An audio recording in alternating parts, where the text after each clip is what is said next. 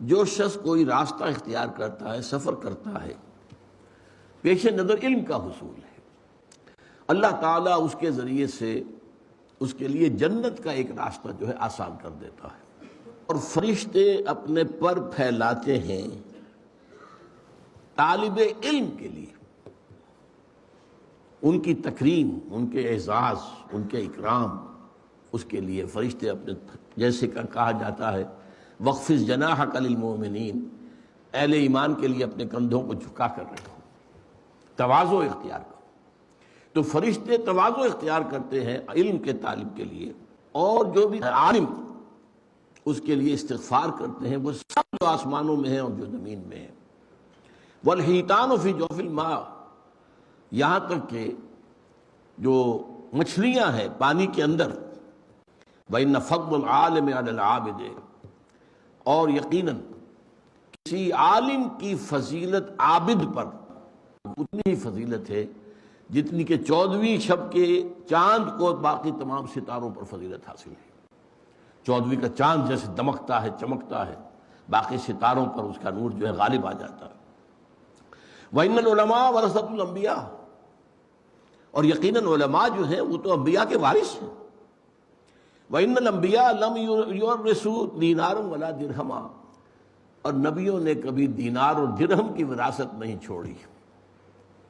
چنانچہ حدیث موجود ہے نحن معشر الانبیاء لا نرث ولا نورث، ہم جو انبیاء کی جماعت ہیں نہ ہمیں وراثت ملتی ہے نہ ہماری کوئی وراثت تقسیم ہوتی ہے، وراثت کا کوئی سوال ہی نہیں، دنیا کے مال کا معاملہ ہی نہیں۔ وَإِنَّمَا وَرَّثُوا عِلْمًا فَمَنْ أَخَذَهُ أَخَذَ بِحَظٍّ وَافِرٍ، ان کی وراثت تو علم ہے۔ وراثت انبیاء کیا ہے؟ علم ہے، دولت نہیں ہے، سونا نہیں ہے، چاندی نہیں ہے، جائیداد نہیں ہے، کچھ نہیں، علم، یہ وراثت انبیاء ہے۔ اسی لیے وَإِنَّ الْعُلَمَاءَ وَرَثَةُ الْأَنْبِيَاءِ وَإِنَّ الْأَنْبِيَاءَ لَمْ يُوَرِّثُوا دِینَارًا وَلَا دِرْہَمًا وَإِنَّمَا وَرَّثُوا عِلْمًا فَمَنْ أَخَذَهُ أَخَذَ بِحَظٍّ وَافِرٍ، جس نے وہ علم حاصل کر لیا گویا کہ اس نے بہت بڑی خوشبختی کے ساتھ جو ہے انبیاء کی وراثت حاصل کر لی۔ ایک شخص کو موت آ گئی جبکہ وہ ابھی علم حاصل کر رہا تھا، لِيُحْيِيَ بِهِ الْإِسْلَامَ، لیکن علم کے حصول کا مقصد اسلام کو زندہ کرنا تھا۔ بہت اہم، علم جو ہے دنیا کے حصول کے لیے بھی ہو سکتا ہے۔ علم را بر تن زنی مارے بہت، علم را بر قلب دل زنی یارے بہت، یہی علم ہے۔ تن پر مارو گے اسے، یعنی تن کے لیے، اپنی جسمانی خواہشات کے لیے، اپنی مادی خواہشات کے لیے، مال و دولت دنیاوی کے لیے، تو یہ سانپ بن کر ڈسے گا تمہیں۔ ہاں، اسی علم کا محل اور مقام اگر قلب ہو جائے تو یہ تمہارا یار ہے، ساتھی ہے، دوست ہے، قبر میں بھی ہوگا، ساتھ ہوگا، ہر منزل پر تمہارا ساتھ دے گا۔ فرمایا من جاءہ الموت وہو یطلب العلم لیحیی بہ الاسلام، مقصد ہو اسلام کو زندہ کرنا۔ آج کے اعتبار سے غور کیجئے، اسلام اگرچہ مرنے والی شے نہیں ہے، لیکن آج مسلمان کی نسبت اسلام سے بڑھ چکی ہے، ختم ہو چکی۔ نام کے مسلمان ہیں، 1.5 ارب مسلمان ہیں، وہ اسلام کہاں ہے؟ اسلام تو کہیں نہیں۔ وہ نظام کہاں ہے؟ نظام کہیں نہیں ہے۔ وہ عزت کہاں ہے جس کا کہ اللہ نے وعدہ کیا تھا وَلَا تَهِنُوا وَلَا تَحْزَنُوا وَأَنْتُمُ الْأَعْلَوْنَ إِن كُنتُم مُؤْمِنِينَ، بالکل رنج اور غم کو اپنے پاس نہ آنے دو، ہمارا وعدہ ہے تم ہی سب سے اونچے رہو گے، سربلند رہو گے اگر تم مومن ہوئے۔ کہاں ہے ایمان؟ ہم تو ذلیل ہیں، خار ہیں، رسوا ہیں۔ لِيُحْيِيَ بِهِ الْإِسْلَامَ فَبَيْنَهُ وَبَيْنَ النَّبِيِّينَ دَرَجَةٌ وَاحِدَةٌ فِي الْجَنَّةِ، اب وہ شخص ہے جو دین کا علم حاصل کر رہا ہے، پھر نوٹ کیجئے اسلام کو زندہ کرنے کے لیے، اسلام کو ایک نظام حیات کی حیثیت سے دنیا میں دوبارہ تازہ کرنے، قائم کرنے کے لیے، اور اسے موت آ گئی۔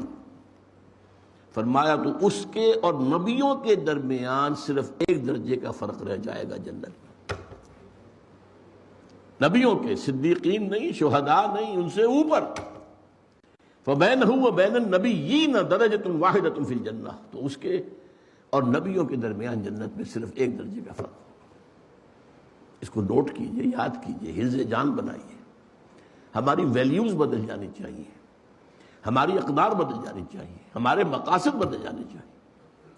اب چونکہ یہ حدیث آ گئی ہے تو اس کا کنورس جو ہے وہ بھی آپ کو سنا دیتا ہوں. یہ جامع ترمذی میں حضرت کعب بن مالک سے رضی اللہ تعالی عنہ، من طلب العلم لیجاری بہ العلماء ولیماری بہ السفہاء اور یصرف بہ وجوہ الناس الیہ ادخلہ اللہ نار. جس شخص نے علم حاصل کیا، تین باتیں نوٹ کیجئے، تاکہ علماء کی نشستوں میں بیٹھ سکے، گفتگو کر سکے علماء کی طرح، معلوم ہو کہ یہ بھی صاحب علم ہے. ظاہر بات ہے کہ علماء کی محفل میں تو آپ بار نہیں پا سکتے جب تک کہ ان کی اصطلاحات میں گفتگو نہ کر سکیں، ان کے انداز جو ہے وہ آپ بھی اختیار نہ کر سکیں.